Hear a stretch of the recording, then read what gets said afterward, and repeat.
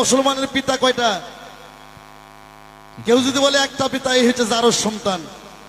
কারণ মুসলমানের পিতা চারটা, একটা পিতা যে বলে সে জারজ, মুসলমানের চারটা পিতা। আমি কথার সাথে জব করব, জীবনে শোনেন না, আজকে হই না যান।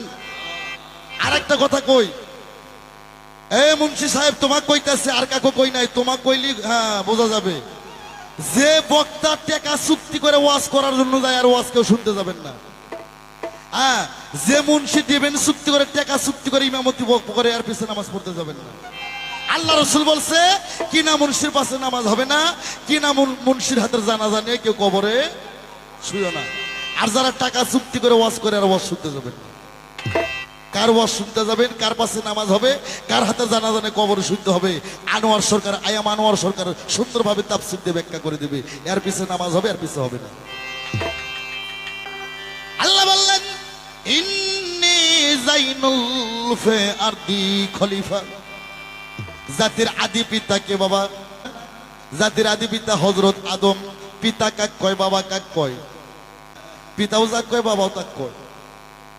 জাতির আদি পিতা হযরত আদম। ইসলামের জাতীয় পিতা কে বাবা? বলতে পারেন ইসলামের জাতীয় পিতা কে? ইব্রাহিম খলিলুল্লাহ, যার নামে একটা কালেমা ছিল লা ইলাহা ইল্লাল্লাহ। ইব্রাহিম খলিলুল্লাহ, লা ইলাহা ইল্লাল্লাহ আদম সফিউল্লাহ। হ্যাঁ, ইসলামের জাতীয় পিতা ইব্রাহিম খলিলুল্লাহ। তাহলে কয়টা গেল? দুইটা গেল। আর যে একজন জন্ম দেয়, জন্মপিতা, আর জগৎ স্বামী, জগৎ সৃষ্টিকর্তা, জগৎ পিতা, আমার স্রষ্টা, জগৎ স্বামী, জগৎ পিতা, জগৎ সৃষ্টিকর্তা। এই মুসলমান হতে গেলে তার চারটা পিতাকে মানতে হবে, চারটা পিতার খবর জানতে হবে।